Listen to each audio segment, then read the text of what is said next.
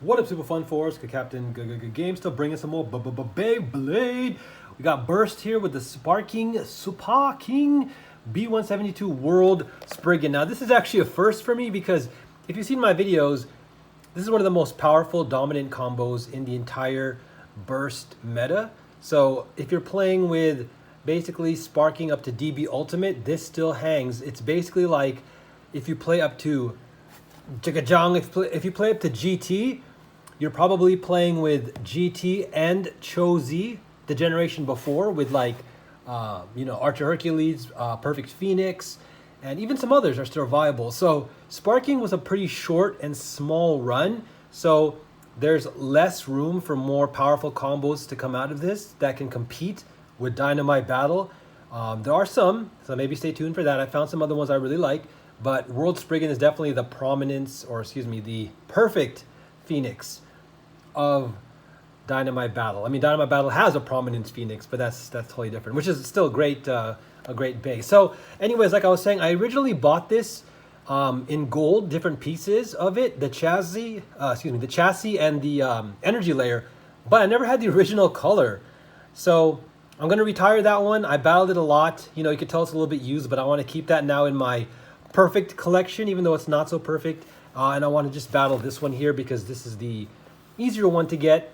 And, the main colorway that represents Shu, the guy who uses him, and a friend and rival of Vault.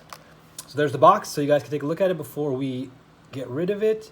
Again, explains the dual spin chassis. It is considered a balance type, interestingly enough, which I can see that if you use Unite Dash, since it does have a rubber tip that you can, elongate or retract. If you make it, I think, all the way out, it's going to be more mobile and can technically attack with those two protrusions on the chassis. I'll show you guys when we open it up. But I mean, ultimately, it functions as a better defense stamina base. So let's take a look at it.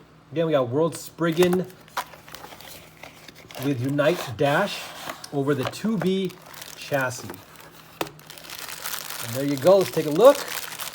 Nice. Nice. Okay. And then we're gonna put those stickers on later. So yeah, it's pretty cool. We get the dual color. I've actually never seen this before. I'm actually gonna do you guys a favor and show you my perfect version. 1 second.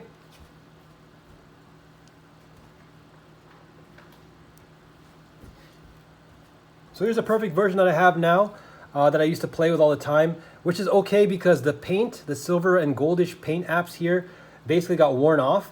But the cool thing is, with that kind of battle damage that gives it its own unique character, it reveals more of the translucent energy layer. So I actually prefer that now, that I'm able to see less paint and more of the translucence of it. And of course, the chip remained perfectly mint. I put this on the gold limited edition of Just because, again, it just looks really, really clean this way. And thankfully, I don't even remember how I got it, but I have the limited and very expensive and rare gold chassis. Look at that. It's beautiful. So, yep, I'm not going to battle this anymore. This is going to go into my perfect collection. Even though it is, like I said, used, it's fine. We'll do that there. And now I'm going to battle this one because, again, you can still pick these up fairly easily. And if I have to play one all the way, till just like if it ever gets broken or needs to be replaced, I'd rather obviously use this one. So we have the signature, kind of like that dark, almost fleshy red, which I think is not really my favorite, but the tan is still decent. And as you can see, this also has the silver paint apps on it. I do have this core. It's a really nice looking one because as you can see, it has the dual gold and red over the translucent, gold and dark gray over the translucent red, where this one is just clear and dual gold. But this kind of represents, the two sides of the layer and it being dual spin. But look at that. It's so amazing that such a teeny tiny thin, like wafer thin layer is so dominant. The 2B chassis was pretty good. Like the combo was still beatable, but man, once they released the Dynamite Battle system and you're able to attach the over forge disc, man, this thing became super solid, man. The forge disc of over just power this up to the next level. But anyways, let's still take a look at it here. And it's nice because, in case you didn't know, the way you place it on the layer can give it either a stationary point here. So, again, this is why I understand the philosophy of making this balance type, because these 2 points here do have the ability to make a strong impact. And again,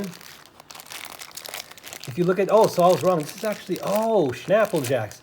Unite Dash. I was thinking of, I was explaining the wrong driver earlier. Sorry, you guys might have caught that. Oh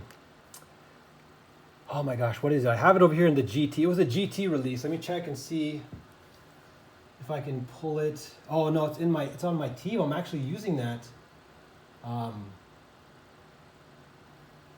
Yep, it's not here. So let me know in the comments below, you know, in case I don't post it up, but it's the driver that looks similar. You know, it's, maybe it also starts with a U, but it's red.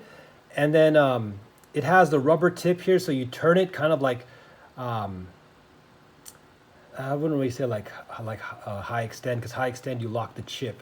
But this one, the other one that I was talking about, you turn it and then the little rubber tip will come out, and then when you turn it back, then you can pull, you know, or bring the rubber tip back in to give it, like I said, more of a rubber like mobile attack.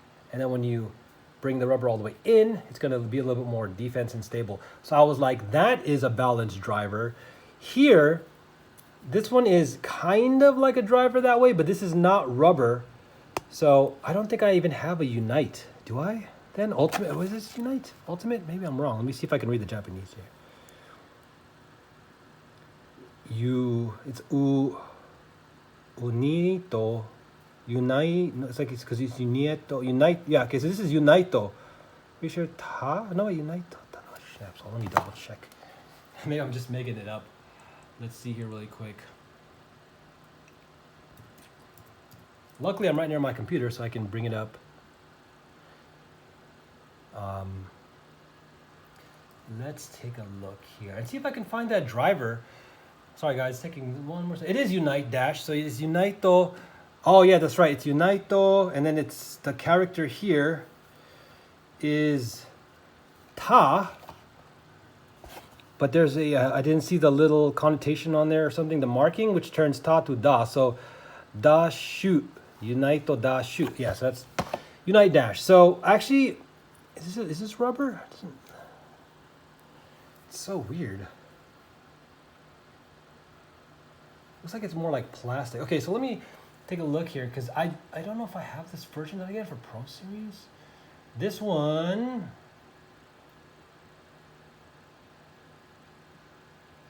so it's supposed to be a flat rubber tip, which is slightly sharp. Yeah, I could see it there, just slightly sharp. That does kind of wear down. So it tries to keep it stable.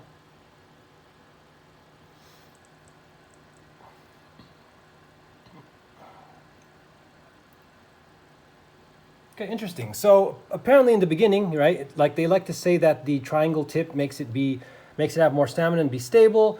And then, you know, obviously since it's a little bit more pointy in the beginning, if the bay is hit, the driver will move around more in an attack pattern, which I guess gives it that balance.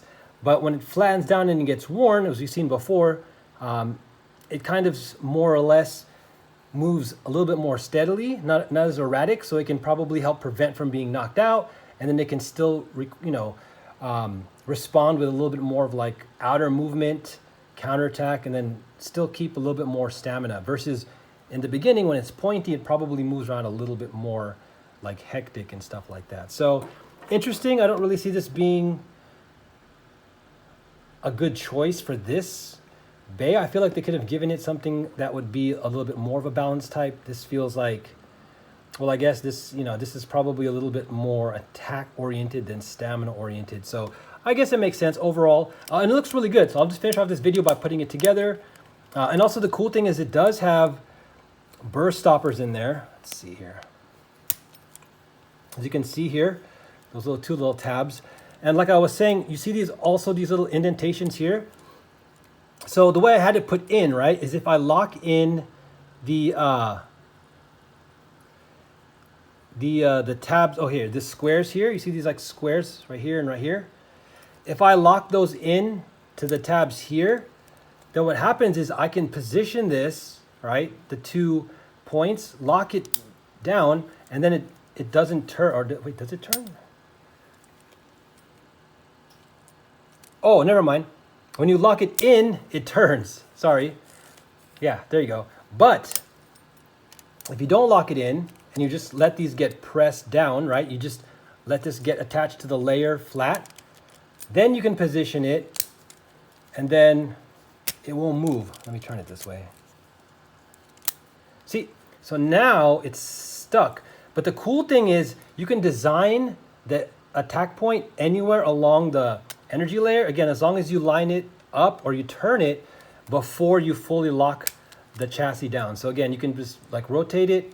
And then let's say you want it to come, like what's a good flat point? Like maybe here, like here. Lock it down. And then now it is going to be in place and it can attack that way. So again, it's still a really great, clever system that they put together and mechanics into this. So I like it a lot. But again, right now I've been using it as a stamina defense over with like drift for the ultimate spin stealing defender in the Dynamite Battle Burst meta. But there you guys go. Definitely pick it up if you don't have it.